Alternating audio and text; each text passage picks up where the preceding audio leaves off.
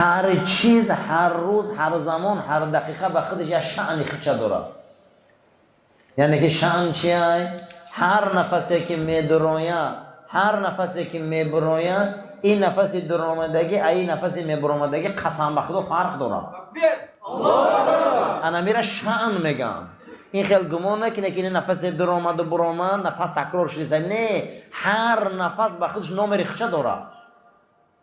این قرآن میگه کل یومین هو فی شأن. هیچ محل این امروز چهارشنبه یا هفته دیگه چهارشنبه چی چهارشنبه نیست. گمان نکنیم تکراره. این چهارشنبه ده من آخران شب قدره، چهارشنبه دیگه ده شب قدر نیست. این خیلی گمان نکنه که این نفس برآمده این نفس می بیاد دیگه. نه، هر نفس در نزد خدا نام ریخته داشته. هر نفس میدرا هر نفس میبرا میدرآمدگیش نام ریخته داشته، میبرآمدگیش نام ریخته داشته. اینا شأن میگفتیم. در دنیا اگر 7 میلیارد اهالی باشه، یگان تایین نر انگشتش به یکدیگرش موافقت نمیکرده.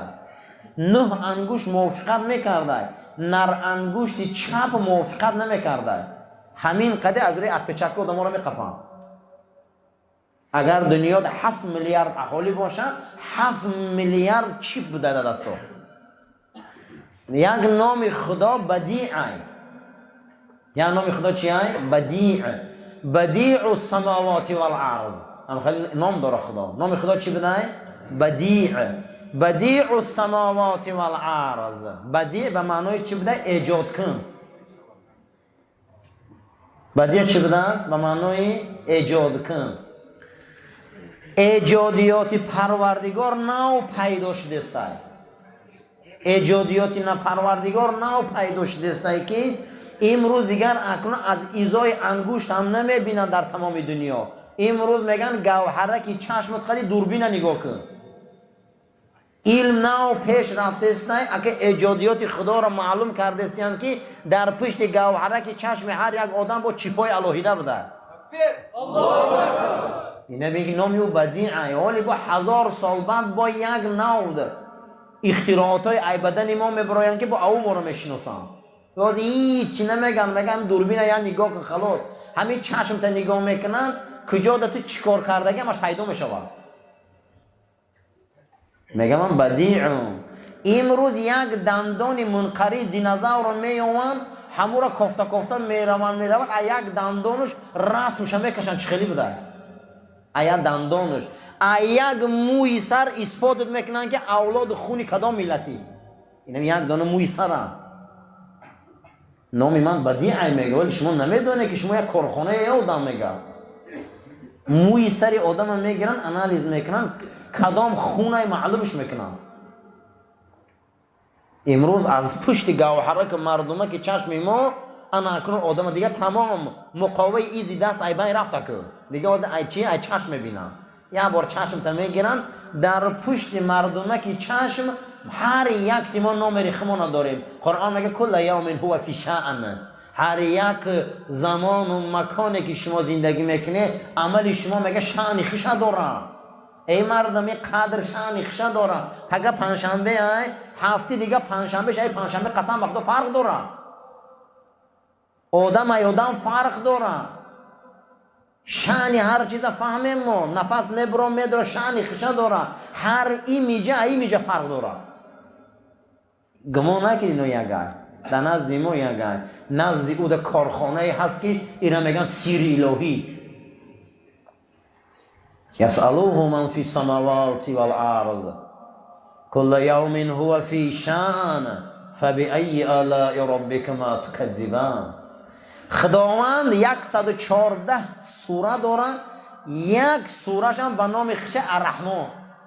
یک سوره نام خدا بوده. یک سوره نامش چیه؟ الرحمن. رحمان علم القرآن. می‌بینید مدرسه خدا را نامش چی بوده؟ رحمان. نام مدرسه الله رحمان بوده. چی بوده؟ علم القرآن. اینا ببینید تعلیمش قرآن بوده. خلق الانسان علمه البیان. یک همین زبان نعمت شبینین که بالای همین قطار یکمین زبان من بالای پوست زبان ده 3 میلیون حجیره بوده مزه را جدا میکرد.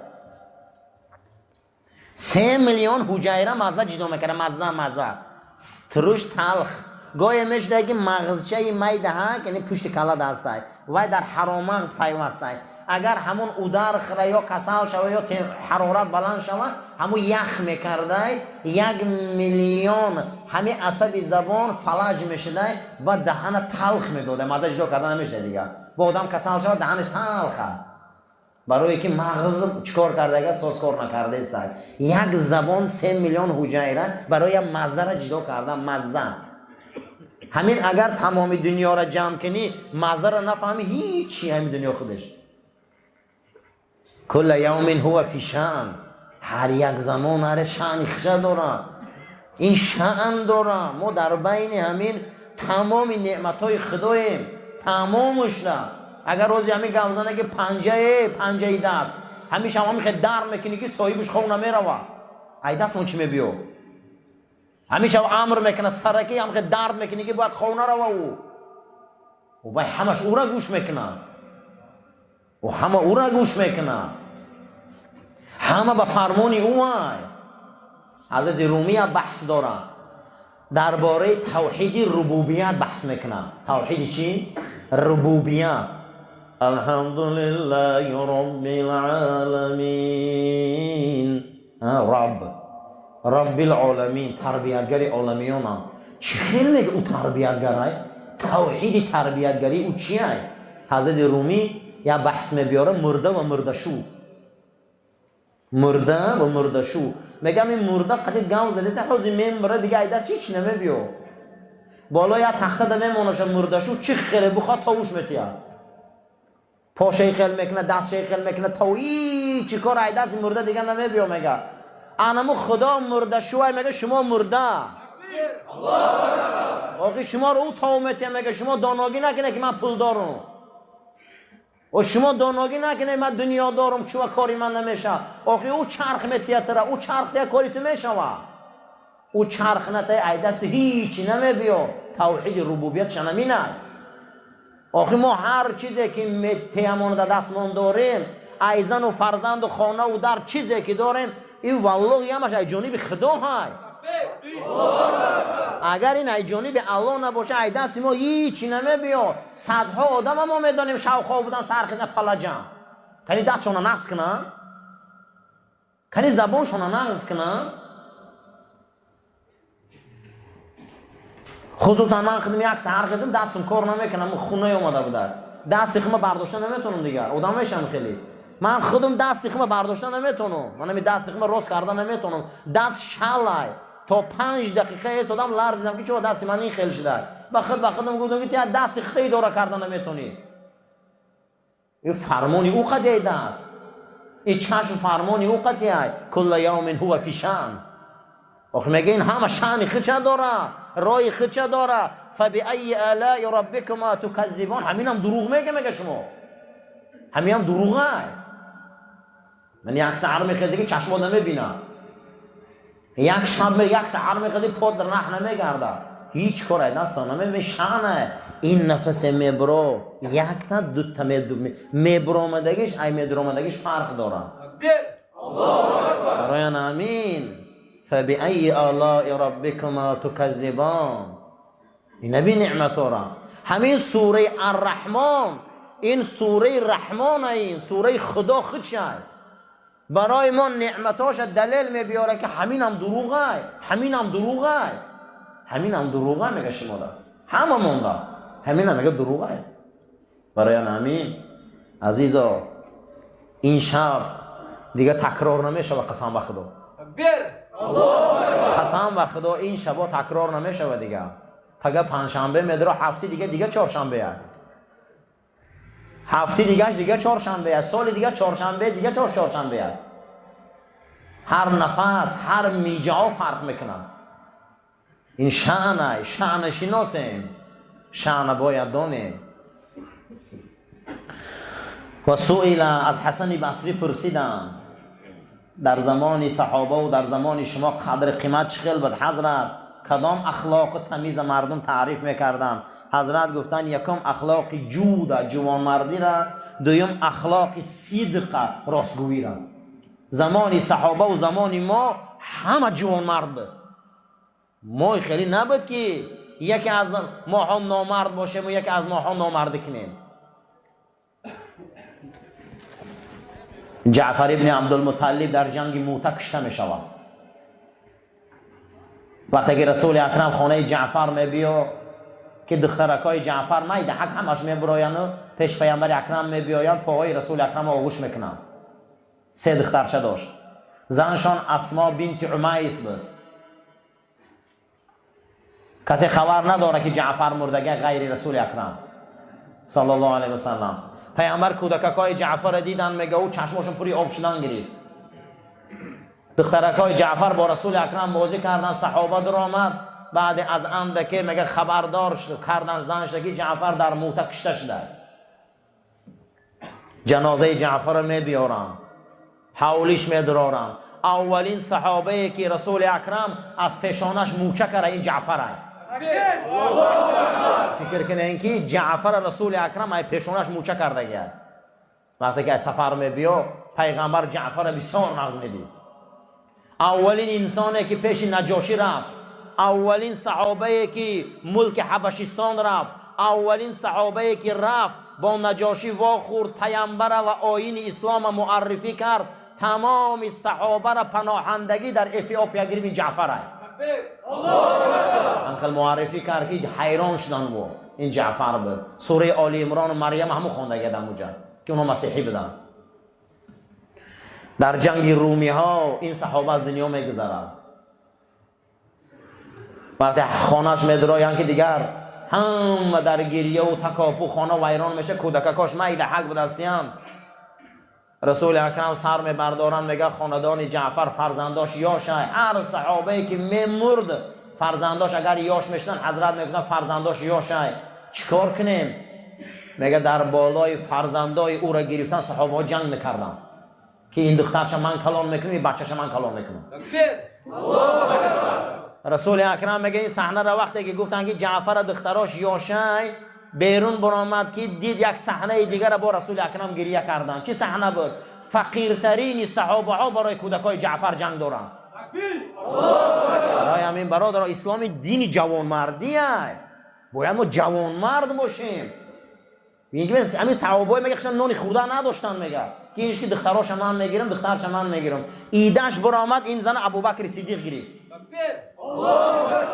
چه ابوبکر ای زن کمی نداشت، چه گرفت؟ برای او گرفت که این زنا در کوچه نمونن، این زنا به شوهر نمونن. از این محمد ابن ابوبکر به دنیا آمد، از اسما بنت عمیس.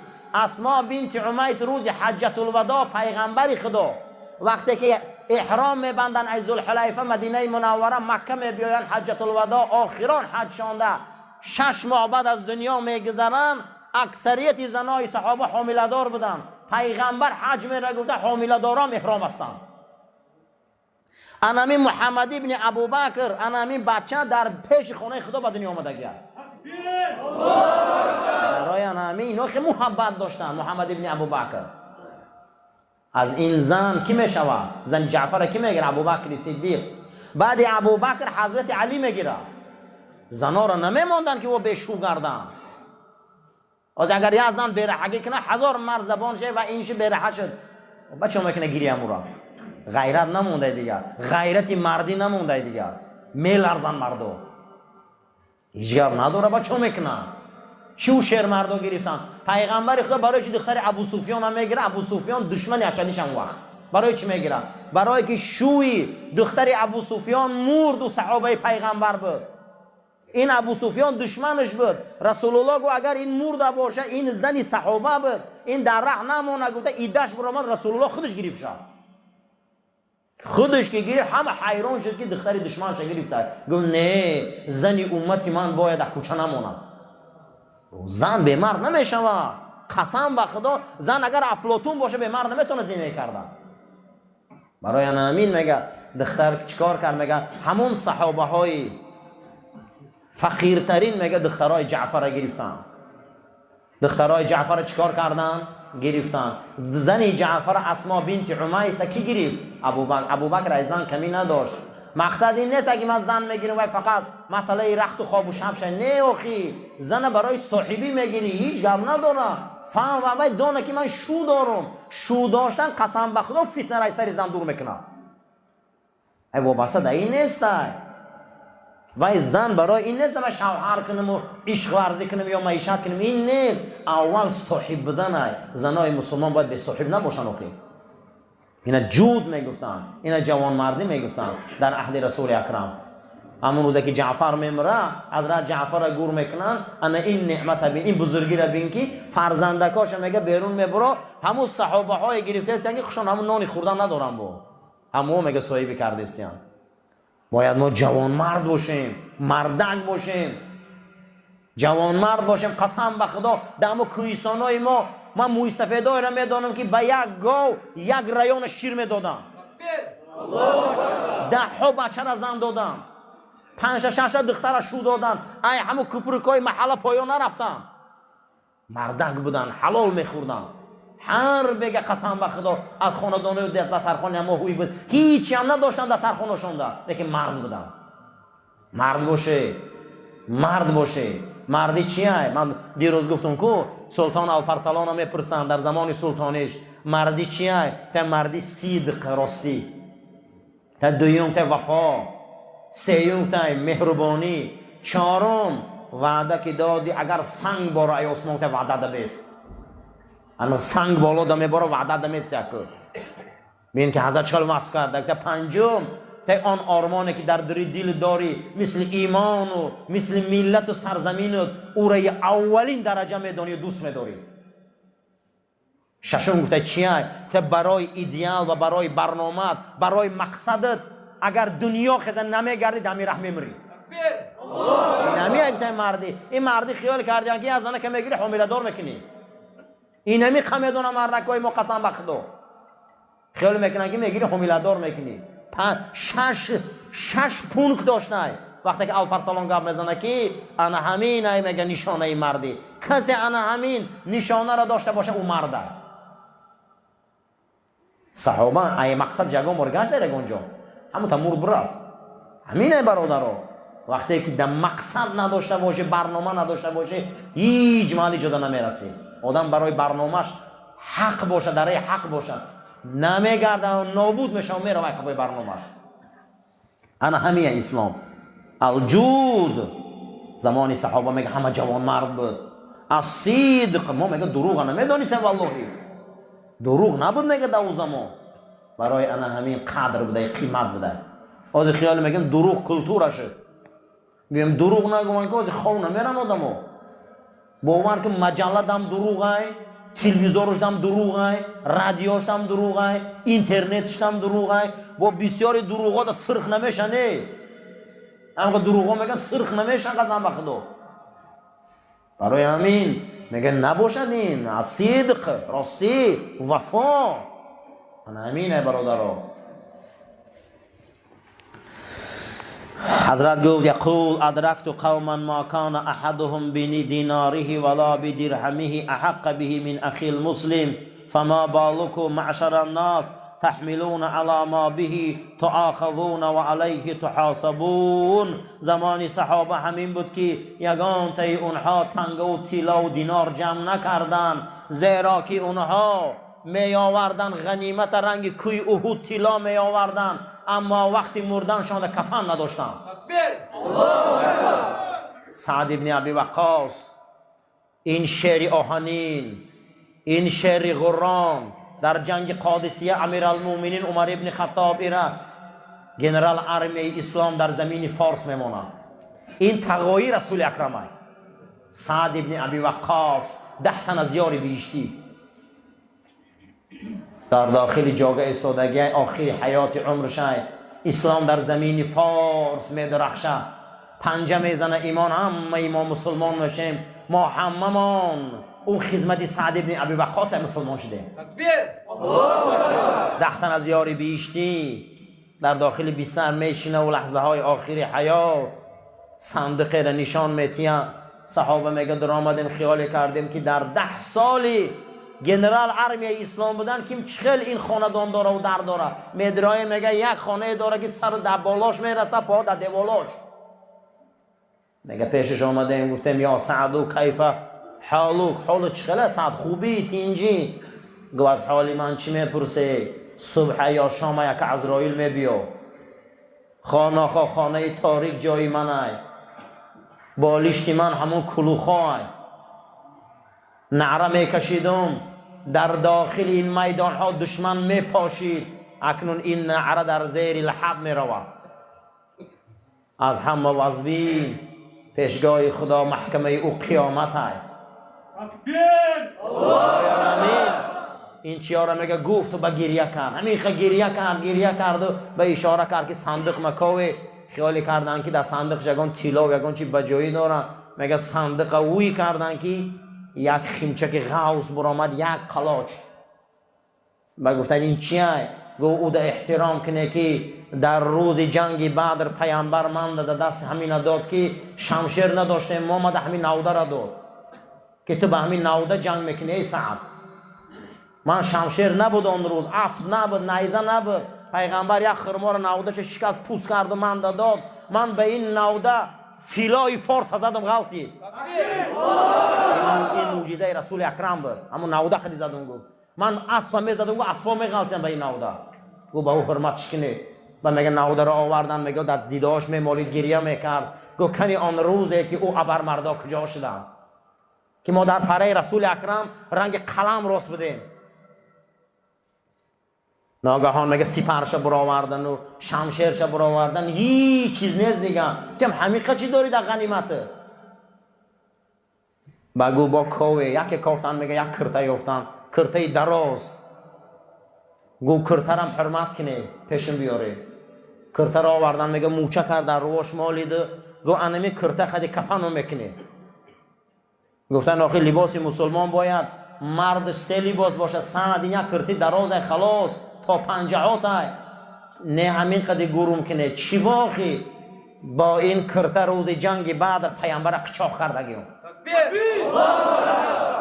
با این کرته روز جنگ بدر پیامبر قچاق کردم.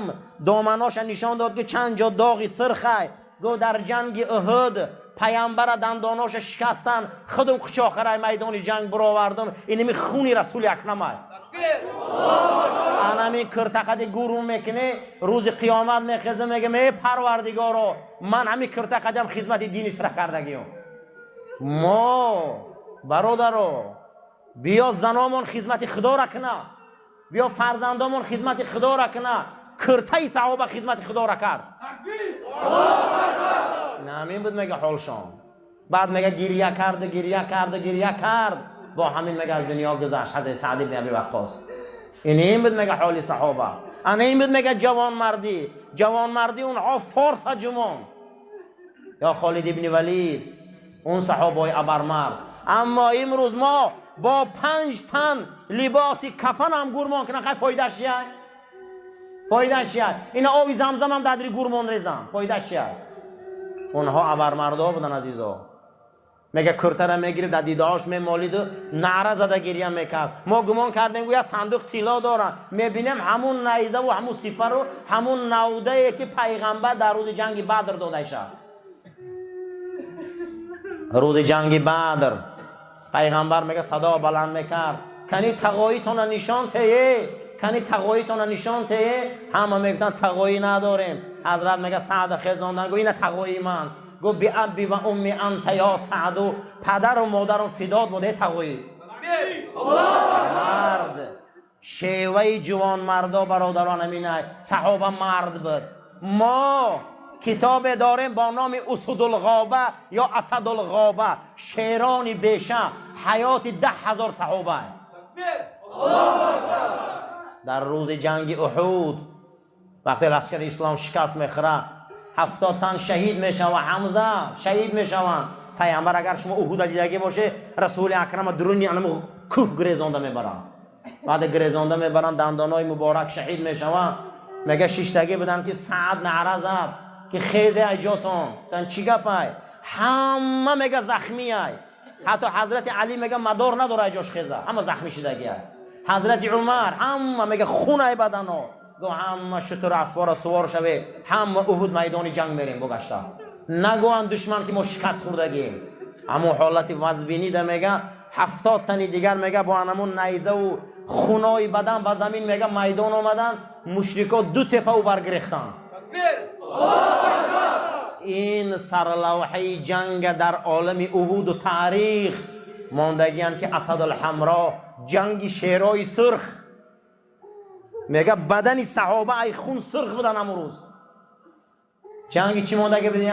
اسد الحمرا، شیرای سرخ. آن روز میگه هیچ کس مدار نداشت که خیزه دیگر. با وجود همین آمدن چی با آمدن؟ انا این آمدن که زمانی پیامبر جود بود، جوان مردی بود، صدق بود، راستی بود. ما نمیدونستیم میگه که نامردی چیه. اما امروز چقدر ما از مردی میگیم مردی نداریم. سخن الپرسلان رو فهمیده مردی چی بوده؟ اینا بینه نه؟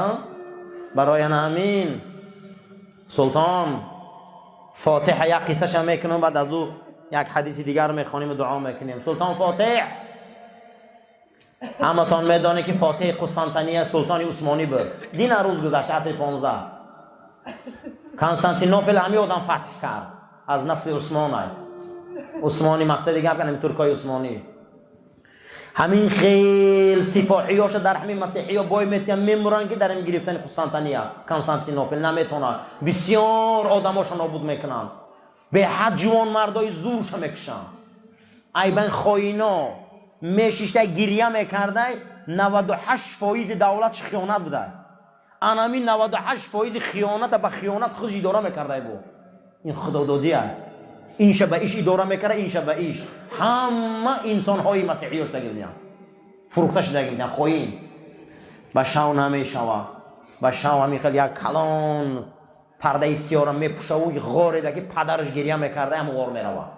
اگه میگه یگانه راه هسته که 2 رکعت نماز میخونم گریه میکنم. همین اگر برادرها اهمیت دادگی باشه در همین دنیا یک حالتایی هستن نه کار جورت نماز میپرتا 2 رکعت نماز میخونه و گریه میکنه که پروردگار رو من نمیتونم دیگر، نمیتونم، من مدار ندارم، قوت ندارم، هیچی ندارم. دوستان رفتن، جوان مردا رفتن، همه رفتن، اینا با قوت اناخی، اینا زورن، من نمیتونم دیگر. گریه میکنه که دهنی غوره میگه یا سیاپوش میدروید که دست میگه با همین شمشیر بورکی کی باشه این. بعد از او صدا بلند کرد که آرام باش نجم ایجاد و پیش آمده.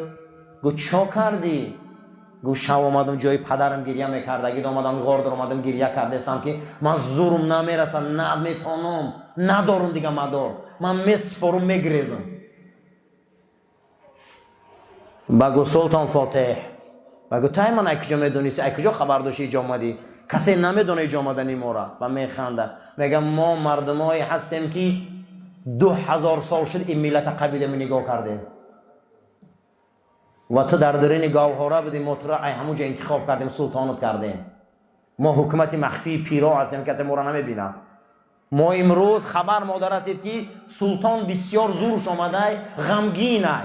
ما تو را نگاه داشتیم چه خیلی همینجا آمدیم، اکا آمدیم قطعیت گپ میزنیم، قطعیت صحبت میکنیم. چی تو در امروز غمگین کرده؟ گپ زن بچم. و میگه روشم میگم پیر شد که یک نورانی میگه شتگیه. گو دوستام رفت، جوان مردا رفت، مدار رفت، همه چی رفت، من دیگه نمیتونم، زورم نمیرسن، ندارم هیچی. و میگه نگاه کرده، گو باوری چی؟ اینم یک کلمه گم بود. گو باوری نداری؟ گو باوری دارم. گو تو باوری داشته باشی غلبه میکنی.